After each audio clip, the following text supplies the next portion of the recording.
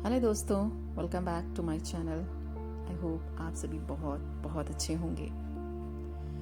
दोस्तों, आज मैं आपको बताऊंगी ब्रह्मांड की उत्पत्ति के बारे में। जैसा कि हम पहले भी जान चुके हैं कि पूरी धरती पर पहले जल ही जल था, और जब जल हटा तो धरती का सर्वप्रथम हिस्सा जो प्रकट हुआ वो मेरू पर्वत के आसपास का क्षेत्र था। ये पर्वत हिमालय के बीचों बीच का हिस्सा है और यहीं पर कैलाश पर्वत है। कश्मीर को कश्यप ऋषि के कुल के लोगों ने ही बसाया था। ऋषि कश्यप एक ऐसे ऋषि थे जिन्होंने बहुत सी स्त्रियों से विवाह करके अपने कुल का विस्तार किया था। आदित्य काल में जातियों की विविधता आज की अपेक्षा कई गुना अधिक हुआ करती थी। ऋषि कश्यप ब्रह्मा जी के मानस पुत्र मरीचि के विद्वान पुत्र थे। असुरों के मूल पुरुष ऋषि कश्यप का आश्रम मेरू पर्वत के शिखर पर था, जहां वे परम ब्रह्म परमात्मा के ध्यान में लीन रहते थे। समस्त देव, दानव और मानव ऋषि कश्यप की आज्ञा का पालन करते थे। कश्यप ने बहुत से स्मृति ग्रंथों की रचना की थी। पुराणों के अनुसार सृष्टि की रचना और विकास के काल में धरती पर सर्वप्रथम भगवान ब्रह्मा जी प्रकट हुए।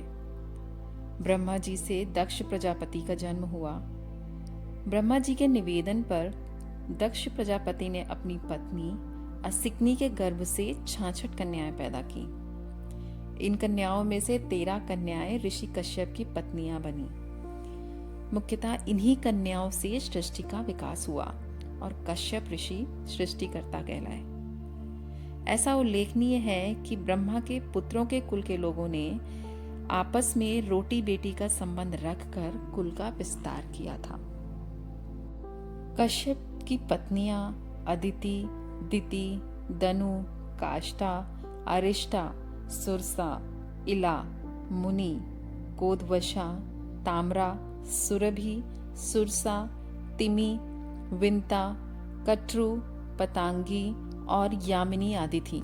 कश्यप ने अपनी पत्नी अदिति के गर्भ से 12 आदित्यों को जन्म दिया, जिनमें भगवान नारायण का वामन अवतार भी शामिल था। ये 12 पुत्र विवस्वान यानी सूर्य, अर्यमा, पूषा, त्वष्टा यानी विश्वकर्मा, सविता, भग, धाता, विधाता, वरुण, मित्र, इंद्र और त्रिविक्रम यानी भगवान वामन थे। ऐसा माना जाता है कि ऋषि कश्यप के पुत्र विवस्वान से वैवस्वत मनु का जन्म हुआ। महाराज वैवस्वत मनु को इक्ष्वाकु, नृग, धृष्ट, शर्याति, नरिष्यंत, प्रांशु, नाभाग, दिष्ट, करुष और प्रशग्न नामक 10 श्रेष्ठ पुत्रों की प्राप्ति हुई। इनके ही कुल में आगे चलकर राम हुए। ये सूर्यवंशियों का कुल था, जबकि चंद्रवंशियों की उत्पत्ति ब्रह्मा के पुत्र अत्रि से हुई थी। यानी कि ब्रह्मा से अत्रि, अत्रि से चंद्रमा, चंद्रमा से बुध, बुध से पुरुरवा, पुरुरवा से आयु, आयु से नहुष, नहुष से यति, ययाति, संयाति, आयाति, वियाति और कृति नामक 6 महाबल विक्रमशाली पुत्र हुए। इधर सूर्यवंश ब्रह्मा से मरीचि, मरीचि से कश्यप और कश्यप से विवस्वान यानी सूर्य, विवस्वान से वैवस्वत मनु का जन्म हुआ। कश्यप ऋषि ने दिति के गर्भ से हिरण्यकश्यप और हिरणाक्ष नामक 2 पुत्र और सिंघिका नामक एक पुत्री को जन्म दिया। श्रीमद् भागवत के अनुसार इन 3 संतानों के अलावा दिति के गर्भ से कश्यप ने 49 अन्य पुत्रों को भी जन्म दिया, जो कि मरुंदड़ कहलाए। कश्यप के ये पुत्र निसंतान रहे, जबकि हिरण्यकश्यप के 4 पुत्र थे, जो अनुहल्लाद, हल्लाद, भक्त प्रहलाद और संहल्लाद थे। उन दोनों पुत्रों को सुर और असुर कहा जाता है। दोनों के ही पुत्रों में धरती पर स्वर्ग के अधिकार को लेकर घनघोर युद्ध होता था। ऐसा माना जाता है कि देवासुर संग्राम लगभग 12 बार हुआ। इन दोनों के पुत्रों में अदिति के पुत्र इंद्र और विवस्वान की प्रतिद्वंदिता दिति के पुत्र हिरण्यकश्यप और हिरण्याक्ष से चलती रहती थी। अदिति के पुत्र वरुण देव और असुर दोनों को ही प्रिय थे, इसलिए उनको असुरों का समर्थक भी माना जाता है। वैसे अगर बात करें तो वरुण देव जल के देवता हैं। हिरण्याक्ष भयंकर दैत्य था। वो तीनों लोकों पर अपना अधिकार चाहता था। हिरण्याक्ष का दक्षिण भारत पर राज था। ब्रह्मा जी से युद्ध में अजय और अमरता का वर मिलने के कारण उसका धरती पर आतंक बहुत बढ़ गया था। हिरण्याक्ष भगवान वराह रूपी विष्णु के पीछे लग गया था और वह उनके धरती निर्माण के कार्य की खिल्ली उड़ाकर उनको हमेशा युद्ध के लिए ललकारता था।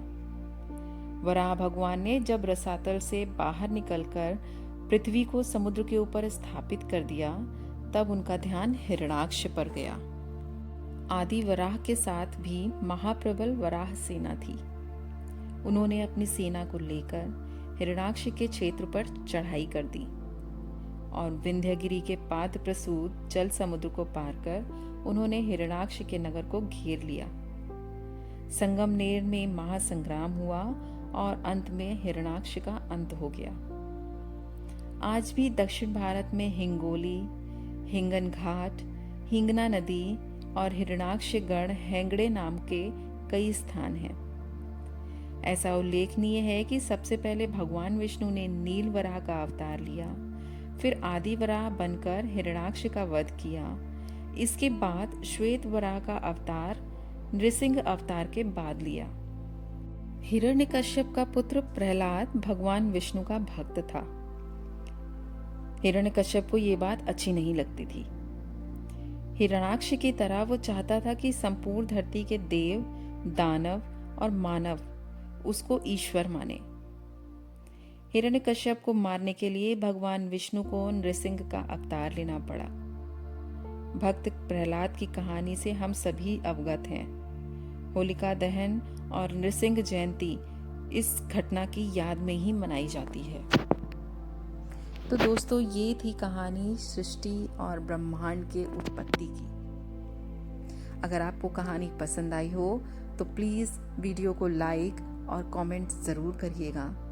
आगे की कहानियाँ सुनने के लिए मेरे चैनल को सब्सक्राइब करिएगा। तो मिलते हैं आगे की नई कहानी के साथ में। तब तक आप सब लोग अपना प्लीज़ बहुत बहुत ध्यान रखिएगा। Thank you.